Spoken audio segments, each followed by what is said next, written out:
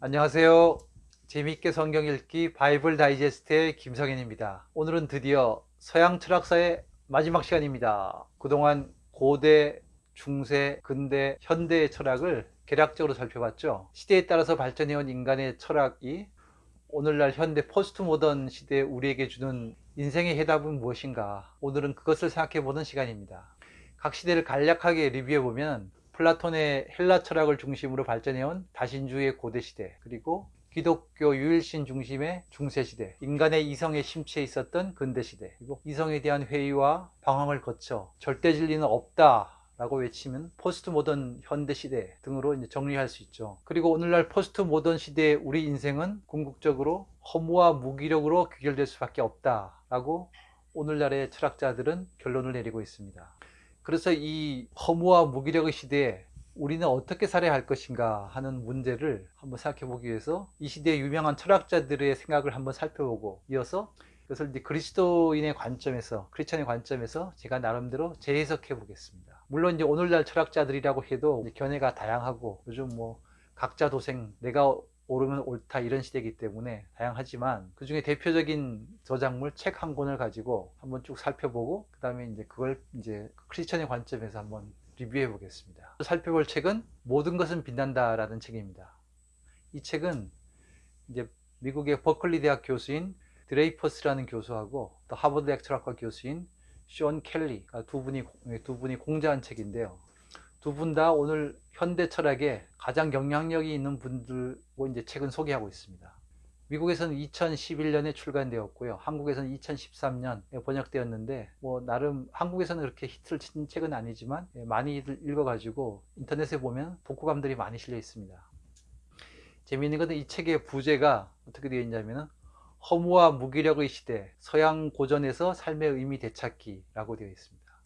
책의 내용을 좀 간단하게 전달하기 위해서 중요한 문장 한 3개 정도를 뽑아서 인용해 보겠습니다. 첫 번째, 데카르트의 영향으로 인해 우리는 자신을 주체로서, 즉 내적인 사유와 의지를 갖는 존재로서 이해하게 되었다. 데카르트는 서양 세계를 완전히 재설정하였고, 이것은 허무주의를 향한 결정적인 발걸음을 내딛었다. 200쪽에 있습니다. 두 번째, 계몽주의가 개인주의를 받아들인 것은 가치 있고 의미 있는 자아를 파괴하는 마지막 몸부림이라 해야 할 것인데, 이것은 데카르트, 칸트, 니체를 거치면서 증폭되어 온 것이다. 351쪽에 있습니다.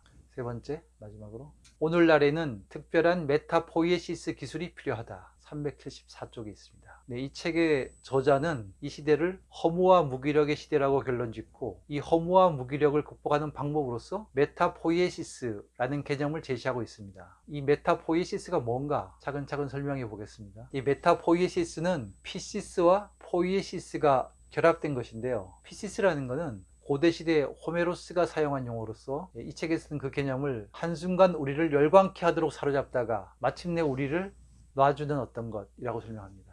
오늘날 뭐 스포츠 경기나 아이돌 현상 등과 유사하다고 하는데요. 이것이 이제 이 책은 허무와 무기력을 극복하는 1차적인 도구라고 제시합니다. 그런데 이 고대시대 그 피시스 그 자체만으로는 부족하다는 것이죠. 왜냐하면은 이 피시스는 역사적으로 선동과 광기에 빠질 위험이 있다는 것입니다. 나치와 공산주의가 그것을 보여줬는데요. 광기와 선동에 빠질 위험을 배제할 수 있는 그런 성스러운 피시스, 그것이 가능할 것인가. 그래서 이 책은 그 선동과 광기 위험을 줄이는 방법으로서 바로 포이에시스라는 기술을 제시하고 있습니다.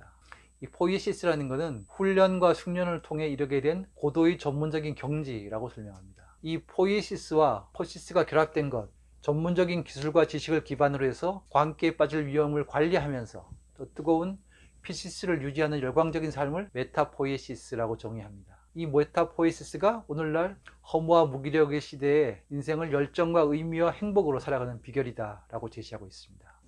제가 좀 더 쉽게 다시 정리해 보면은, 첫 번째, 오늘날 우리가 겪는 인생의 허무와 무기력은 인간이 신에게서 떠나 스스로 주체적인 삶을 살겠다고 선언한 근대 산물이다. 두 번째, 근대 계몽주의는 선동과 광기를 경험하면서 회의와 방황의 길로 들어섰고, 이 계몽주의가 포스트 모던의 개인주의와 결합하면서 인간은 더 깊은 수렁에 빠졌다. 세 번째, 오늘날 만연한 허무와 무기력을 극복하는 방법으로는 현대 발전된 지식과 기술을 기반으로 해서 고대 시대의 다신주의적인 열정을 회복하는 것이다. 라는 것이죠. 이렇게 정리해 볼 수 있을 것 같고요. 이 주장에 대한 제 나름대로의 소감을 말씀드리면 제 생각은 이 책은 오늘날의 문제를 정확히 진단했다는 것입니다. 그렇지만 그 해답, 솔루션은 좀 제가 동의하기 힘들다라는 것입니다. 먼저 이 책의 진단은 다음과 같습니다. 인간은 각자 뜨거운 열정으로 삶을 살아야 가장 행복하고 아름답다. 그러나 오늘날 우리는 삶의 열정을 잃어버리고 또 허무와 무기력 속에서 허덕이고 있는데 이것의 근원은 인간이 하나님을 떠난 것이라고 설명하고 있습니다. 이것은 정확한 분석이죠. 근데 이 책의 솔루션은 고대 호메로스 시대의 다신주의적인 특성에다가 오늘날 포스트 모던의 다원주의를 결합시키는 처방을 내놨습니다. 그리고 오늘날 발전된 기술과 지식이 고대 시대의 열정과 결합한다면 우리가 성스러운 열정으로 생을 살아갈 수 있을 것이다 라고 주장을 하는 것이죠. 제가 볼 때는 이 처방은 좀 틀린 것 같습니다. 제가 감히 현대 철학의 거장들의 의견을 평가할 위치에 있지는 않습니다만 저자분들은 크리스찬은 아닌 것 같고 저는 이제 크리스찬의 관점에서 생각해 보는 것입니다. 네, 그럼 바른 답은 무엇일까요? 왜 크리스천 관점에서 이 포스트 모던의 현대사회를 어떻게 바라다 봐야 될 것인가를 이제 생각해 보는 것이죠. 그 답은 이 책에서 제시한 것처럼 고대 시대의 다신주의하고 결합하는 어떤 메타포에시스가 아니라 중세의 유일신인 하나님께로 돌아가는 것이죠. 그러나 과거의 중세의 실패, 즉 공로주의적인 억압으로 회귀해서는 안 되고 근대의 그리고 현대의 철학적 기술적 진보를 기반으로 해서 유일하신 하나님을 다시 만나는 것이 필요하다는 것입니다.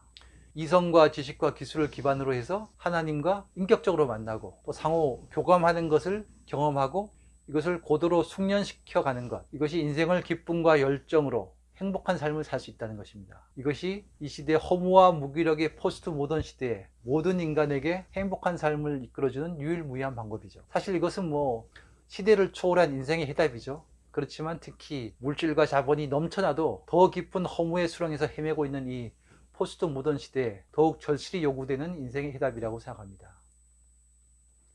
모든 것은 빛난다. 이 책은 상당히 통찰력 있는 분석으로 우리 크리스천들이 세상 사람들 바라다보는 어떤 단편을 제공해 줬다고 생각합니다. 오늘날 이 시대의 허무의 근원이 어디에 있고 그래서 우리가 크리스찬으로서 하나님을 다시 소개하는 것이 이 포스트 모던 시대에 얼마나 필요한 것인가 다시 한번 일깨워주는 인식이라고 생각합니다. 여러분, 예수 그리스도를 통해 각자 인생의 의미를 발견하고 이제 남은 인생을 그리스도 안에서 의미 있게 그리고 행복하게 사십시오. 이것이 결론입니다. 이상으로 크리스천을 위한 서양 철학사 정리 강좌를 마치겠습니다. 감사합니다.